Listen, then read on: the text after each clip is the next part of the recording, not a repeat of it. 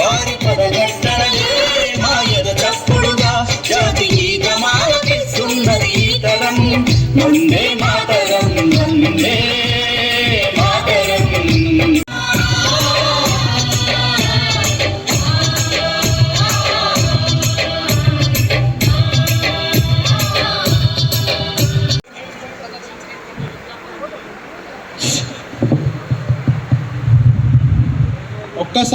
ఒక్కసారి గట్టిగా కరతాళ ధ్వనులు. చాలా చక్కటి పాటను మన ముందు ప్రదర్శించారు కేజీబీవీ కల్వకుర్తి విద్యార్థులు. ఒకే ఒక్క రోజులో వాళ్ళు ఇంత చక్కటి ప్రతిభను కనబరిచినటువంటి ఆ డ్యాన్స్ మాస్టర్కి, ఆ పాఠశాల యొక్క ఎస్ఓ గారికి, తర్వాత వాళ్ళ సిబ్బంది అందరికీ కూడా పేరు పేరున ధన్యవాదాలు తెలియజేస్తా ఉన్నాం. తరపున వందే మాతరం ఫౌండేషన్ తరపున అందరు ఇక్కడ ఉన్నటువంటి తల్లిదండ్రులందరి తరపున మీకు మరొకసారి ధన్యవాదాలు తెలియజేసుకుంటున్నాము. థ్యాంక్ యూ వెరీ మచ్ నాన్న. మీరు కిందికి వెళ్ళిపోండి. వచ్చినటువంటి అతిథులంతా కూడా వేదిక పైన ఉంటారు. విద్యార్థుల్ని ఆశీర్వదించాలి. ప్రతిభా అవార్డ్స్ ఇస్తూ వాళ్ళ వీలైతే 2 సంవత్సరాల మార్క్ లిస్టులు కూడా ఈరోజు తయారు చేసి పెట్టండి. అప్పుడు ఏమవుతుందంటే మనకు ఒక స్ఫూర్తి దొరుకుతుంది. నేను ముందుకెళ్ళాలి, ఇది సాధించాలి అని మీరందరూ అనుకుంటారు. ఇంతకుముందు మాధవరెడ్డి గారు చెప్పినట్టు కేవలం మార్కులు వస్తే మాత్రము సరిపోదు, మనిషిలో పరివర్తన రావాలి. ఒక మంచి వ్యక్తిగా మీరందరూ కూడా ఎదగాలి అన్నది గుర్తుపెట్టుకోండి. ఈరోజు పేపర్లు తీస్తే ఏం చూస్తున్నారో మీరు చూసారా? తండ్రిని చంపిన కొడుకు,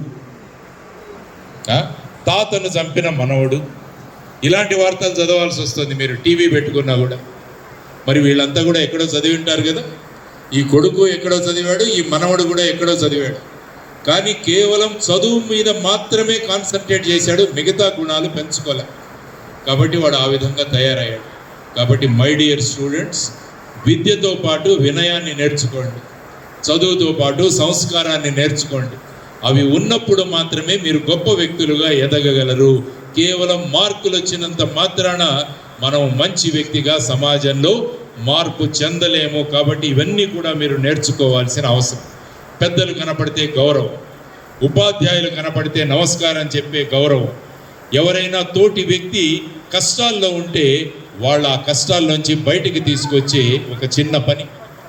ప్రతి పుట్టినరోజు ఒక మొక్క నాటుదామన్న ఒక సంకల్పం. ఇలాంటివన్నీ మీరు ఆలోచిస్తూ వెళ్ళారంటే మీకు ఒకవైపు చదువు, ఇంకొక వైపు ఈ సంస్కృతి, ఈ 2 కలిసినప్పుడు మీరు బ్రహ్మాండమైన వ్యక్తులుగా మీరందరూ కూడా తయారవుతారు. ఈరోజు సతీష్ రెడ్డి గారు ఆ విధంగా ఆలోచించారు అంటే ఆయన కేవలం తన చదువు మాత్రమే కాన్సన్ట్రేట్ చేయలే, చదువుతో పాటు సమాజం నాకు ముఖ్యము అనుకుని చిన్నతనం నుంచే ఆలోచించాడు. కాబట్టి ఈరోజు సమాజానికి నేను ఏదైనా చెయ్యాలన్న భావనలు ఆయనలో మొదలయ్యాయి. దానికి ప్రధానమైన కారణం ఆయన కేవలం చదువుకుని మాత్రమే మార్కులు మాత్రమే తెచ్చుకొని ఉంటే ఇంగ్లాండ్లోనే ఉండేవాడు ఆయన. ఎందుకంటే అక్కడ డబ్బులు బాగా వస్తాయి. అని అనుకోలే, నాకు డబ్బుల ప్రాధాన్యం కాదు, నా చదువు డబ్బుతో పాటు నా సమాజం కూడా ముఖ్యం అనుకున్నారు. దాన్నే సంస్కారం అంటారు. కాబట్టి మీరందరూ కూడా సంస్కారవంతులుగా మారాలన్నది మా అందరి కోరిక. ఎందుకంటే కేవలం చదువున్న వాళ్ళు చదవడము రాయడము చదువుకున్న వాళ్ళు, వాళ్ళను సాక్షర అంటారు. ఒకసారి దాని వెనకాల చదవండి, రివర్స్ నుంచి చదవండి, ఏమవుతుంది? సాక్షర ఏమవుతుంది?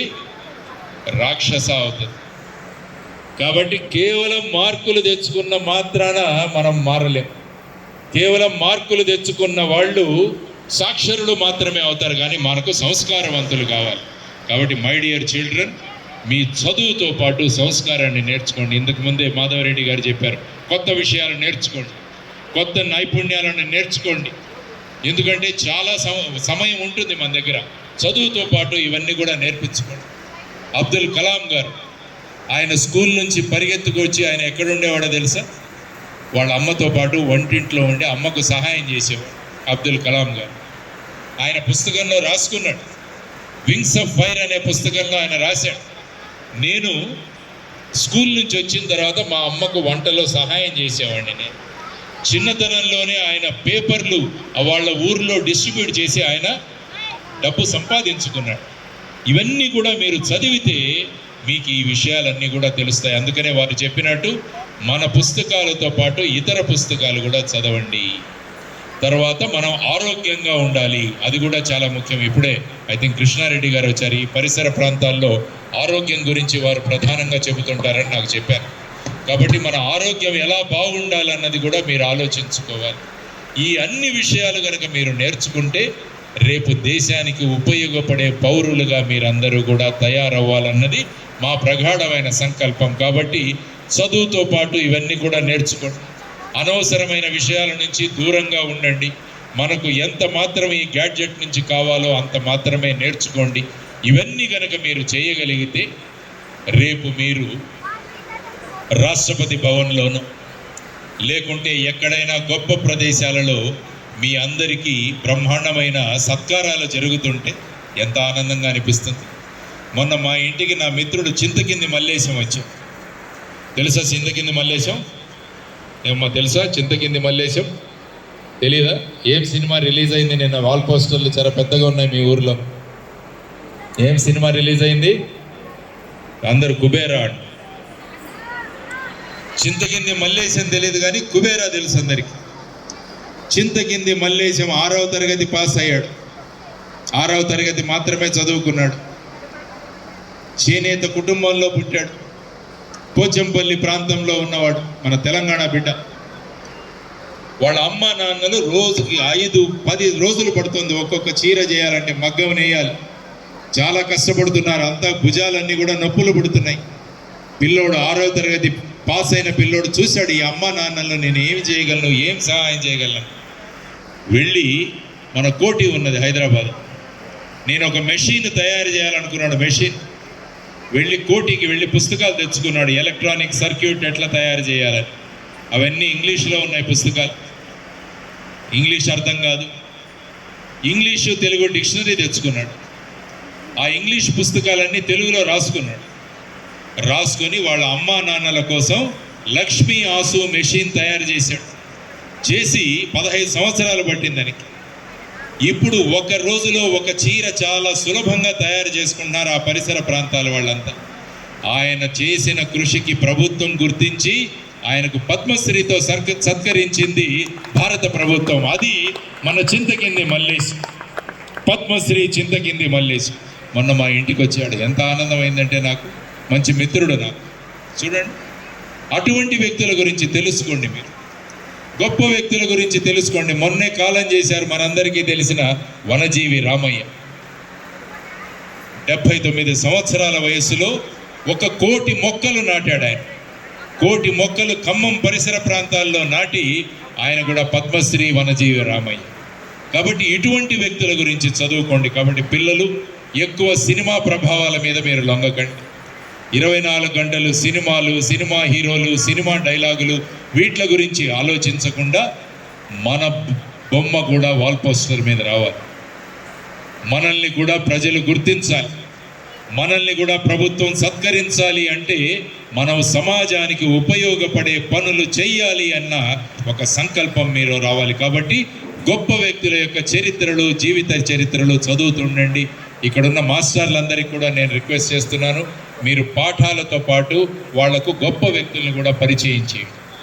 గొప్ప వ్యక్తుల్ని మీరు పరిచయం చేయకుంటే ఈ సినిమా వాళ్ళు పరిచయం అయిపోతారు, వీళ్లకు క్రికెట్ వాళ్ళు పరిచయం అయిపోతారు, పెద్ద పెద్ద క్రైములు చేసే యూట్యూబ్ ఇన్ఫ్లుయెన్సర్లు వీళ్లకు పరిచయం అవుతారు. కానీ వీళ్లకు పరిచయం అవ్వాల్సింది గొప్ప వ్యక్తులు. కాబట్టి మై డియర్ చిల్డ్రన్, మంచి మార్గంలో ఉన్నారు మీరంతా. ఒక మంచి విజయాన్ని, ఒక మెట్టును సాధించారు. అందుకనే అంటారు భగవంతుడు మనం పుట్టిన తర్వాత మన ఫైల్లో ఒక తెల్ల కాగితం పెడతాడట ప్రతి ఒక్కరికి. మన ప్రతి ఒక్కరి జీవితాల్లో ఒక్కొక్క ఫైల్ ఉంటుంది భగవంతుడి దగ్గర. ఆ ఫైల్లో ఉన్న తెల్ల కాగితంలో మీరు ఏదైనా రాయగలగాలి. ఈరోజు మీరు ఎప్పుడైతే 520 కన్నా ఎక్కువ మార్కులు తెచ్చుకున్నారో ఆ తెల్ల కాగితంలో ఒక పాయింట్ నిండిపోయింది. ఈరోజు నాకు 520 మార్కులు వచ్చాయి అన్నది ఆ తెల్ల కాగితంగా ఉండకుండా అందులో ఒక లైన్ రాయబడింది.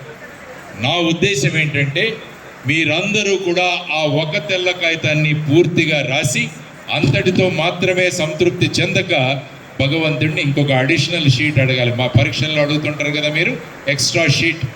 కాబట్టి ఈ పేపర్తో పాటు ఇంకో పేపర్ కూడా రాయగలగాలి మీరందరూ అని నేను మనస్ఫూర్తిగా కోరుకుంటున్నాను. అప్పుడు భారతదేశం ముందుకెళ్తుంది.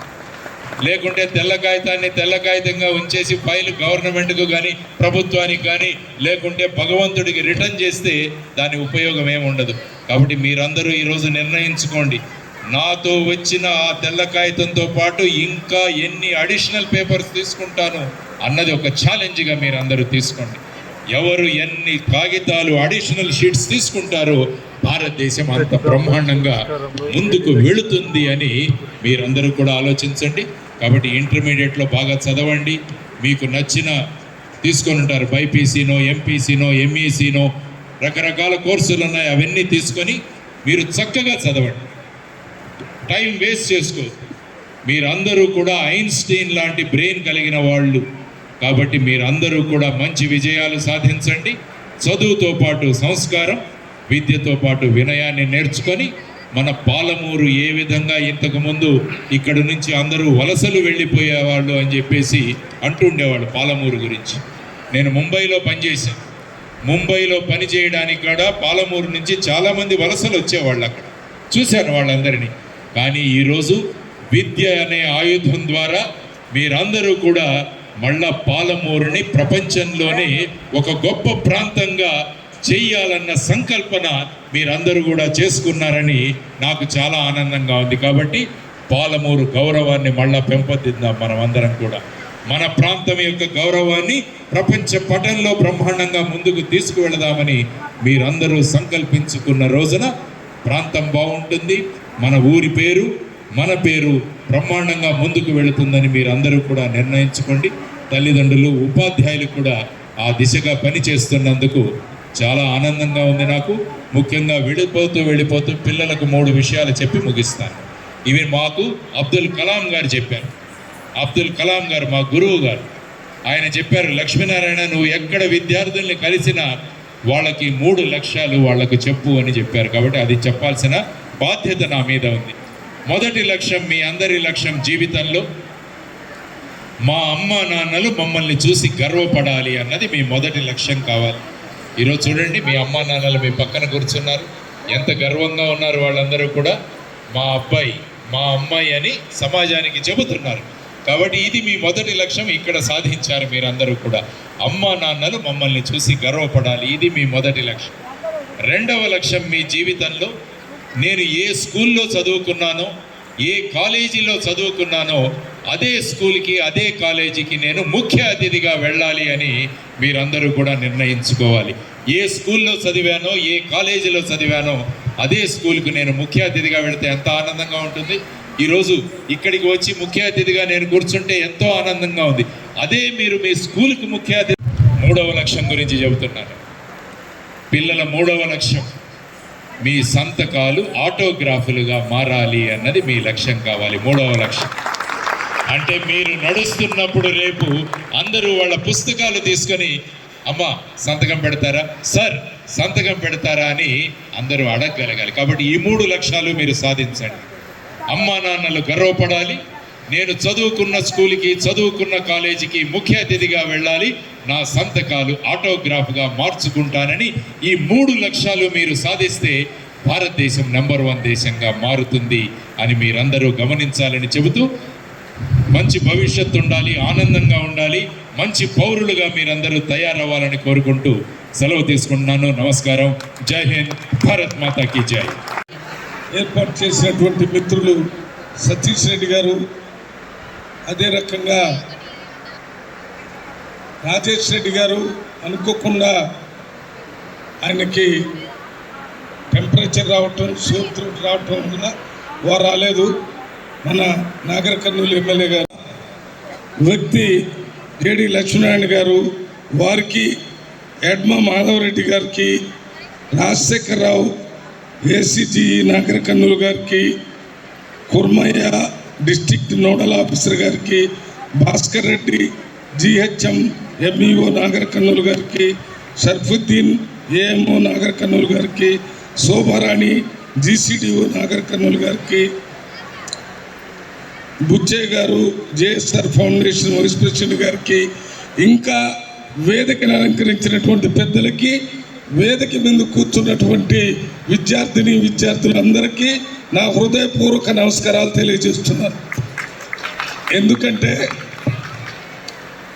గవర్నమెంట్ స్కూల్లో చదువుకొని ఆ స్కూల్లో కూడా దాదాపు 80% మార్క్స్ డిస్టింక్షన్ తీసుకొని వచ్చినటువంటి విద్యార్థులను గుర్తించి వారికి స్ఫూర్తిదాయకంగా ఒక కార్యక్రమాన్ని ఏర్పాటు చేయాలని సతీష్ రెడ్డి గారు ఏర్పాటు చేసి, మరి నేను ఈ మధ్య నాకు ఢిల్లీలో ఉన్న మీటింగ్లు పోయే ముందు కలిసి చెప్తే ఈ కార్యక్రమానికి తప్పనిసరిగా వస్తానని చెప్పాను. అందువల్ల ప్రత్యేకంగా ఈ కార్యక్రమం కొరకే అక్కడి నుంచి రావటం జరిగింది. ఒకే వేదిక నుంచి దాదాపు 242 డిస్టింక్షన్ విద్యార్థులతో మాట్లాడటం నా అదృష్టంగా భావిస్తున్నాను. నేను ఎప్పుడూ 1991లో ఒకసారి ఎంపీ అయ్యాను, రెండవసారి 99లో ఇక్కడే ఎంపీ అయ్యాను. మధ్యలో ఎమ్మెల్యేగా ప్రత్యేక ప్రతినిధిగా పనిచేయటం జరిగింది. మళ్ళీ ఇప్పుడు ఇక్కడ ప్రజలు దీవించటం వల్ల మళ్ళీ పార్లమెంట్ మెంబర్గా ఇక్కడ రావటం అయింది. ఇదంతా ఎందుకు చెప్తున్నానంటే, ఇంతకుముందు ఎప్పుడు ఈ రకంగా మన దగ్గర ఉన్నటువంటి స్కూల్స్ నుంచి డిస్టింక్షన్లో పాస్ అయినటువంటి విద్యార్థులతో మాట్లాడేటటువంటి అవకాశం రాలేదు. మొట్టమొదటిగా నాగర్ కర్నూలు అంటే చాలా వెనకబడిన జిల్లా, కరువులో కూడా జిల్లా, మరి వలసల్లో కూడా పెద్ద పేరున్నటువంటి జిల్లా. మొత్తం భారతదేశంలో ఎక్కడైనా కష్టపడి పనిచేసే లేబరు ఎక్కడైనా అవసరం వస్తే పాలమూరు జిల్లాకు పంపించి తీసుకుపోయేటటువంటి జిల్లా, చదువులో వెనకబడ్డటువంటి జిల్లా. పోయిన సంవత్సరం 23% మరి ఫెయిల్ అయ్యేటటువంటి పరిస్థితి ఉంటే ఈ సంవత్సరం అది 13% తగ్గిందని, మరి ఫెయిల్ రేటు తగ్గిపోయింది, పాస్ రేటు పెరిగిపోయింది. పాస్ కావటమే కాకుండా డిస్టింక్షన్లో కూడా పాస్ అయ్యేటటువంటి విద్యార్థులు ఉన్నారని మీ ద్వారా ఇవాళ సభ్య సమాజం మొత్తానికి అర్థమయ్యే విధంగా ఈ కార్యక్రమాన్ని ఏర్పాటు చేసిన సతీష్ రెడ్డికి మళ్ళీ ఒకసారి ప్రత్యేకంగా ధన్యవాదాలు తెలియజేస్తున్నాను. ఒకప్పుడు అంటే మేము చదువుకునేటప్పుడు 1959-60 ఆ ప్రాంతంలో అప్పుడు స్కూల్స్, టీచర్స్, బడిలో ఉండేటటువంటి వసతులు అవన్నీ ప్రత్యేకంగా గవర్నమెంట్ స్కూల్స్లో చాలా తక్కువ ఉండేది. మేము కూడా 5వ తరగతి వరకు కాణిగిరి బడి అని ఒక ప్రైవేట్ వ్యక్తి దగ్గర జరిగే స్కూల్లో చదువుకొని, తర్వాత గవర్నమెంట్ స్కూల్లో 5వ తరగతి నుంచి హెచ్ఎస్సి దాకా, దాని తర్వాత పియూసి గవర్నమెంట్ కాలేజీలో, దాని తర్వాత ఎంబీబీఎస్ గవర్నమెంట్ కాలేజీలో, పోస్ట్ గ్రాడ్యుయేషన్ గవర్నమెంట్ కాలేజీలో చదువుకున్నాం. అంటే నేను ఎందుకు చెప్తున్నానంటే, గవర్నమెంట్ కాలేజీలో చదువుకున్న వాళ్ళు కూడా బాగా పై చదువులు, ఎంబీబీఎస్ అనేది నా ఉద్దేశంలో కొంతవరకు అందరూ కోరుకునేటటువంటి ఒక పై చదువుగా నేను గుర్తిస్తాను. ఇంజనీరు, అదే రకంగా డాక్టరు, ఇంకా పోస్ట్ గ్రాడ్యుయేషను, పిహెచ్డి ఇవన్నీ చేసిన తర్వాత ఐఏఎస్, ఐపీఎస్, అదే విధంగా గ్రూప్ 1 సర్వీసు, ఆర్డీఓలు, డిఎస్పీలు, తహసీల్దార్లు, ఈ రకంగా ఈ డిస్టింక్షన్ వచ్చినటువంటి వాళ్ళందరూ కూడా ఇప్పటి నుంచే ఒక జయం నిర్ణయించుకొని, నేను ఐఏఎస్ కావాలని, నేను ఐపీఎస్ కావాలని, లేకపోతే నేను తహసీల్దార్ కావాలని, నేను ఆర్డీఓ కావాలని, నేను డిఎస్పీ కావాలని, లేక ఇంకా రాజకీయాల్లోకి రావాలంటే రాజకీయాల్లోకి వచ్చి కూడా సేవ చేయాలని మనం ఏ రకంగా మన మనసులో నిర్ణయం తీసుకుంటామో ఆ నిర్ణయం ప్రకారమే మనం చదువుతుంటాం, ఆ నిర్ణయం ప్రకారమే పాస్ అవుతుంటాం, ఆ నిర్ణయం ప్రకారమే మనం ఆశించినవన్నీ చేరేటటువంటి అవకాశం ఉంటుంది. అందువల్ల ఏదో ఒక నిర్ణయం, ఒక డెసిషన్ మనకి అబ్దుల్ కలాం గారు చెప్పేవాడు, మనం ధైర్యంగా ఏం కావాలో కలలుగానండి, కలలుగానంటే రాత్రిపూట నిద్దట్లో కలగాలు, పగలే ఏమి కావాలనుకుంటున్నారో అనే వాటిని ఒక కలలాగా, ఒక దృశ్యంలాగా మన మనసులో పెట్టుకుని దాని ప్రకారం పని చేస్తూ పోతే ఏదైనా సాధించవచ్చు అని అబ్దుల్ కలాం గారు చెప్పారు. మన ప్రెసిడెంట్ ఆఫ్ ఇండియా చేశారు, మీ అందరికీ తెలుసు. అదే రకంగా మీతో నేను చెప్పేది ఏంటంటే, ఎక్కువగా నాగర్ కర్నూలు స్థానిక ప్రజల దగ్గర నుంచి వాళ్ళ పేరెంట్స్ గురించి మీకు అంటే నాకు తక్కువ తెలుసు, కానీ అయినా పార్లమెంట్ మెంబర్గా 3 సార్లు మన ప్రాంతంలో ప్రజలందరితో తిరిగాను. వాళ్ళందరి మధ్య నుంచి వచ్చిన వాళ్ళే మీరు కాబట్టి మన తల్లిదండ్రులకి మనం పట్టణాల్లో, హైదరాబాదులో పెద్ద పెద్ద పట్టణాల్లో ఉన్న తల్లిదండ్రుల మనకి గైడెన్స్ ఇచ్చేటటువంటి తల్లిదండ్రులు లేరు. ఎందుకంటే మన తల్లిదండ్రుల్లో ఎక్కువ భాగం వ్యవసాయం చేసే వాళ్ళైనా ఉన్నారు, లేకపోతే వ్యవసాయంలో కూలి పనులుగా చేసేటటువంటి వాళ్ళు ఉన్నారు. ఈ ఇద్దరు కూడా మనం చదువుకునేటటువంటి చదువుకి వారు గైడెన్స్ ఇచ్చే పరిస్థితిలో లేరు. ఎందుకంటే వారికి చదువులో పెద్ద ప్రవేశం లేదు. వారు చెప్పేటటువంటి ఆలోచనలు మనకి చదువులో ఉపయోగపడదు. దానికి ఉదాహరణ నేనే. మేము చదువుకునేటప్పుడు మా తల్లిదండ్రులు మాకేమీ సలహాలు కానీ, మరి ఏ రకంగా చదివితే మంచి మార్కులు వస్తాయి, ఎప్పుడు చదివితే మంచి మార్కులు వస్తాయని చెప్పేటటువంటి పేరెంట్స్ కాదు. అదే రకంగా నాగర్ కర్నూలులో ఉన్నటువంటి తల్లిదండ్రులు కూడా వారి పిల్లలకి ఈ చదువులో, అది 8వ తరగతి కానీ 9వ తరగతి కానీ 10వ తరగతి వస్తే ఆ తల్లిదండ్రులకి ఆ ఇంగ్లీష్ కానీ, లెక్కలు కానీ, లేక ఇతర సైన్స్ కానీ, జియోగ్రఫీ కానీ, వీటన్నిటి మీద వాళ్ళకి ఏ రకమైనటువంటి అవగాహన కానీ ఉండదు, చదువుకోలేదు కాబట్టి. వాళ్ళు మనకి చెప్పేటటువంటి అవకాశం ఉండదు. అక్కడ స్కూల్లో ఏ రకంగా ఉండాలి, ఆటలు ఏ రకంగా ఆడాలి, ఆటలు ఆడటం వల్ల మనకేం ఉపయోగం జరుగుతుంది, ఇవన్నీ నాగర్ కర్నూలులో ఉన్నటువంటి తల్లిదండ్రులు, ముఖ్యంగా గ్రామీణ ప్రాంతంలో ఉన్నటువంటి తల్లిదండ్రులకి ఎక్కువగా తెలియదు. అవన్నీ తెలియకపోయినా 242 మంది విద్యార్థులు 520 మార్కుల కంటే ఎక్కువ వచ్చిన వాళ్ళందరూ ఇక్కడ కూర్చున్నారంటే వీళ్ళు స్వయం కృషి, వాళ్ళంతటా వాళ్ళు కష్టపడి చదువుకోవాలా, మంచి మార్కులు తెచ్చుకోవాలా, డిస్టింక్షన్ రావాలా, భవిష్యత్తులో మంచి భవిష్యత్తు ఉండాలా, ఇంటర్మీడియట్లో ఎంపీసీ, బైపీసీ లేకపోతే హెచ్ఈసీ తీసుకొని రకరకాల కోరికలతో కష్టపడి చదవటం వల్ల ఇవన్నీ ఇక్కడ సాధించారనేది నా ఆలోచన.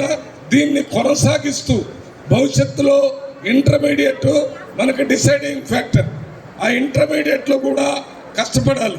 ఇంటర్మీడియట్ ఇంకా 2 సంవత్సరాలు, దాని తర్వాత ఎంబీబీఎస్ అయితే 4 సంవత్సరాలు, ఇంజనీరింగ్ 4 సంవత్సరాలు, మొత్తం 6 సంవత్సరాల కోర్సు, లేకపోతే పీజీ కూడా 6 సంవత్సరాల్లో అయిపోయేటటువంటి అవకాశం ఉంది. ఇంకా ఒక 6-7 సంవత్సరాలు మీరు ఇదే రకంగా అంకిత భావంతో చదువుతూ ముందుకు పోతే మిగిలిన ఇప్పుడు మనకి 18, 6, 24, 25 సంవత్సరాల వరకు మీరు కష్టపడి చదివితే మిగిలిన జీవితం అంతా సమాజానికి సేవ చేసే అవకాశమే కాకుండా మీ కుటుంబం, మీ గ్రామం, మీ మండలం, మీ జిల్లా, మీ రాష్ట్రం, ఈ దేశానికి ఒక ఆదర్శవంతమైనటువంటి పౌరులుగా మిగిలేటటువంటి అవకాశం ఉంది. మీకు ఒక చిన్న ఉదాహరణ చెప్పాలి. ఒరిస్సా అని ఒక రాష్ట్రం ఉంది, బీహార్ అని ఒక రాష్ట్రం ఉంది. ఆ రాష్ట్రంలో చాలా కరువు కాటకాలతో చదువు తక్కువగా ఉండే రాష్ట్రాలు. కానీ నేను మొదటిసారి ఎంపీకి పోయినప్పుడు ఢిల్లీలో ఎక్కువ మంది ఐఏఎస్, ఐపీఎస్ ఆఫీసర్లు అందరూ కూడా ఒరిస్సా నుంచి, బీహార్ నుంచే ఎక్కువగా ఉండేవాడు. ఒరిస్సా నుంచి, బీహార్ నుంచి ఎందుకు ఎక్కువ మంది ఉన్నారని అప్పుడు కొంతమంది పెద్దలు అడిగినప్పుడు వాళ్ళు చెప్పారు, అక్కడ రాష్ట్రంలో కరువు ఎక్కువ ఉంది, అక్కడ తినటానికి తిండి లేదు, ఉండటానికి ఇల్లు లేదు, సరైన సౌకర్యాలు లేవు, అందువల్ల పేద ప్రజల పిల్లలు చదువు ఒక్కటే మార్గం, చదువుని మనం ఆచరిస్తే బాగా చదివినట్టయితే చదువు ద్వారా మనం అత్యున్నతమైన స్థానానికి ఐఏఎస్, ఐపీఎస్, ఐఆర్ఎస్ ఇలాంటి ఐఎఫ్ఎస్ వీటన్నిటికీ పోవచ్చనే ఉద్దేశంతో మన బీహార్ కానీ ఒరిస్సా రాష్ట్రంలో ఉన్నటువంటి వాళ్ళు చదివి ఆ రకంగా పైకొచ్చారు. అదే స్ఫూర్తిని కూడా మన నాగర్ కర్నూలు పార్లమెంట్లో కూడా తీసుకోవాలని మీకు విజ్ఞప్తి చేస్తున్నాను. వారి పదగట్టడలే మాయద చప్పుడుగా జాతికి గమాలకిస్తున్నది ఈ తరం. వందే మాతరం, వందే మాతరం.